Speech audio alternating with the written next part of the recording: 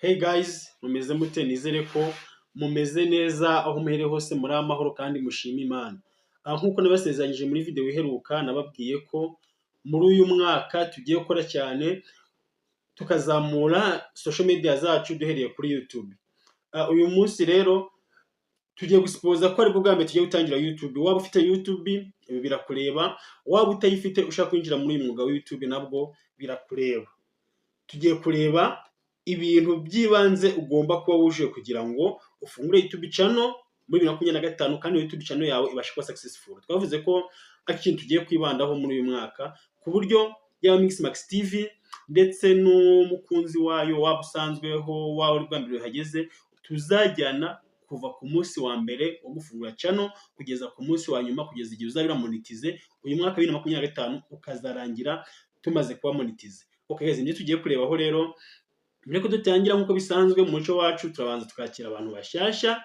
Nimba uri mushya kuri channel ya Mixmax TV tuguhaye ikaze kandi tugushimiye kwese mu kubana natwe. Kanda subscribe hano kuri kabuto ka subscribe kandi ufungure n'inzogera notification kuko dushizeho video ugiye ibona mu ba mbere. Ikindi iyi video nubona wayikunze uyihereze like, uyikoreshe ya udengitikizo muri comment. Niba sanzwe tubana nabo rero turagushimiye, uri umuntu w'umugabo cyane tugukuriye ingofero.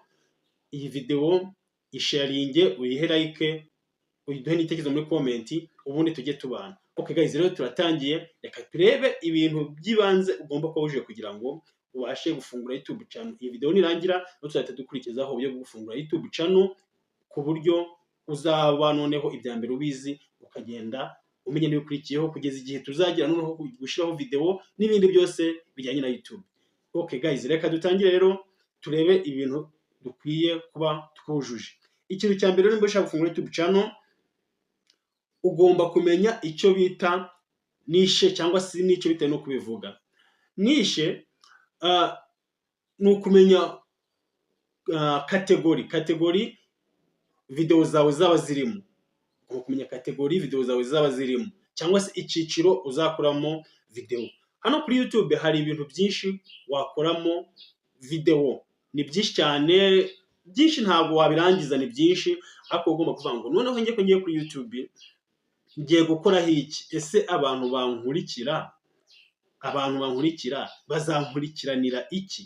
Icyo ukakimenya ukavuga ati nimba ari comedy nzakora comedy, nimba ari sport ngiye muri sport, nimba ari education ngiye kwigisha abantu haba mu ishuri kwa kunigisha mu ishuri indimi n'ibiki byose ukavuga ati education ngiyemo, nimba ari entertainment ukavuga ati none ngiye muri entertainment. Ibyo ukabubizi, ibyo bitegura mbere yuko ufungura YouTube channel.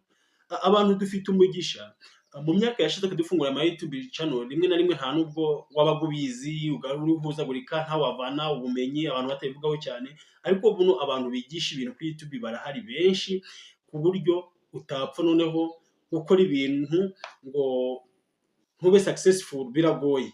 Rero ibyo ugomba kubimenya, ukamenya nimba ari umuziki ugiye gukora akavuga ati ngiye gukora umuziki, nzakora umuziki umeze gute. Ibyo ukabubizi ukabitegura mbere yuko ufungura YouTube channel.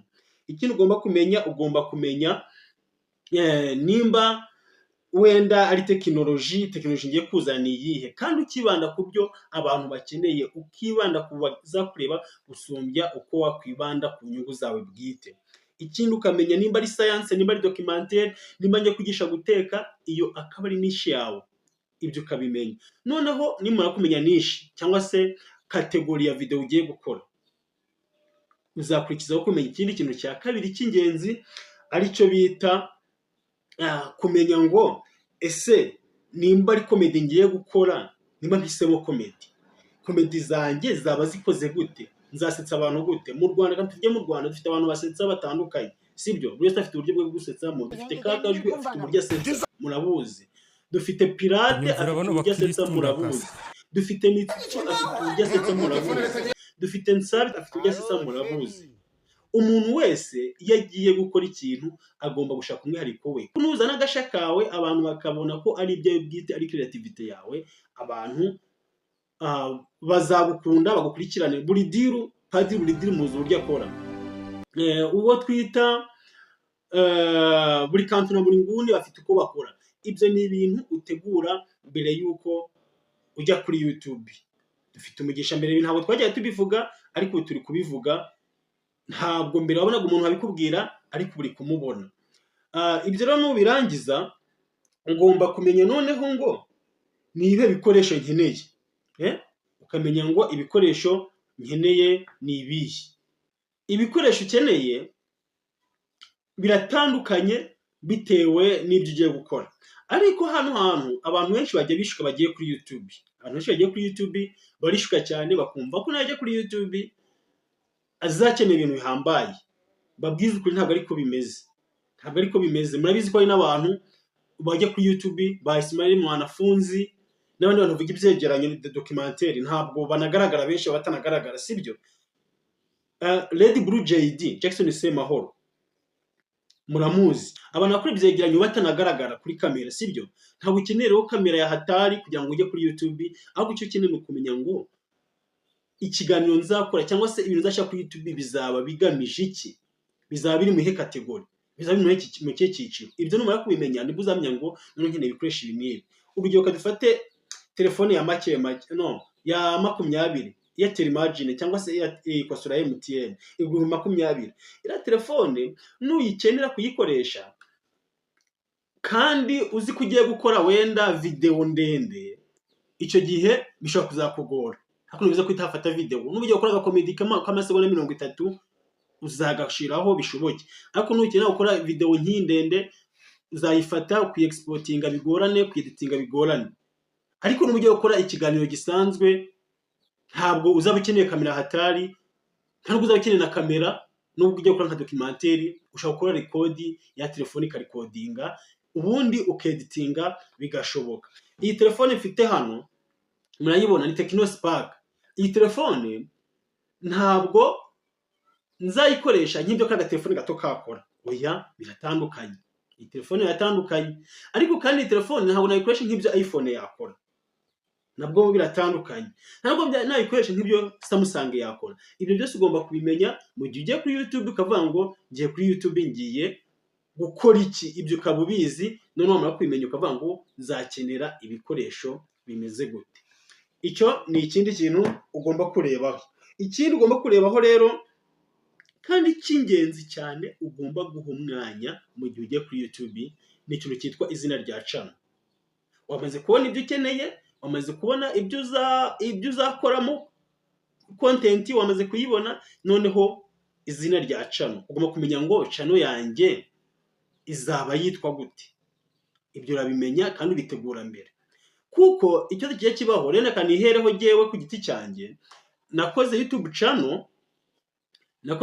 channel, maze kuyikora nsanga izina nashizeho hari ibyo rimbuza gukora. Channel ya mbere murabyibuka uko yitwaga channel, ubu yitwa Mixmax TV, yitwaga Jado Tech 10 Official, ariko naje kurihindura. Iyo urihinduye rero abantu bakuzi nka Jado Tech 10 Official birangira noneho bakubuze. Rimwe niba batagize amahirwe yo gukora notification, ukana kuri notification bajya bona notification bamenye ko Jado Tech 10 Official ndetse Mixmax TV, birangira batakikubona. Ni byiza rero ko wahitamo izina ugiye kugikoresha kuri YouTube, kandi iryo zina rikaba ari izina ryoroshye, ryoroheye umuntu wari wese kuribona ndetse no kurifata mu mutwe.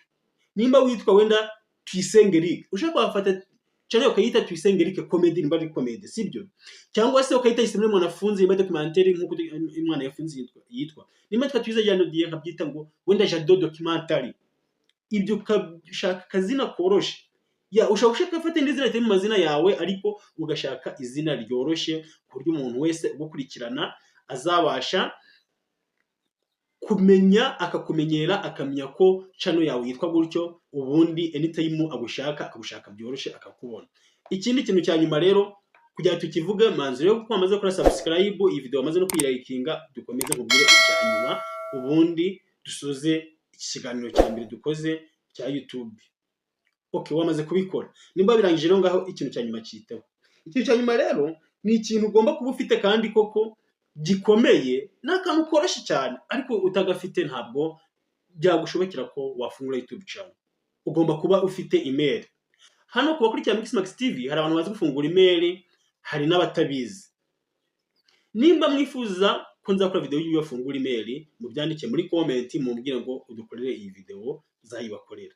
ariko nimba usanzwe ubizi fungura email. Urabizi ko channel imwe ijyana email imwe, ibyo ugomba kubimenya. Nimba udafite email yifungure, si ngombwa gutanga amafaranga no kuri Mixmag TV, ni munsi ko bakora video y'ibyo afungura email nzabibakorera, ariko abantu benshi barabizi, ushobora kwegera mugenzi wawe nawe akagufasha.